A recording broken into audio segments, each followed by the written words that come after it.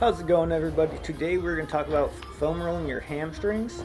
So here we are, we're going to start. We're going to have one leg planted, and that leg's going to be driving the glutes off of the ground so that the leg on the foam roller is completely putting a lot of pressure on there.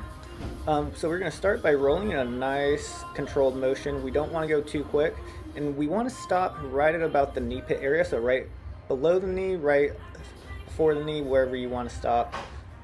What we're going to do, look for a nice tender spot, like right there. You can see I kind of stopped there and doing little rolls back and forth just to work that out. After that, we're going to go back into it and try and find another nice little tender spot. Let's see. There we go. All right, that leg's all set. So then we're going to switch legs. Same thing, starting with a nice fluid motion, trying to find a nice tender spot. Once we do find that tender spot, go into little rolling motions, and at that point, we are good to go.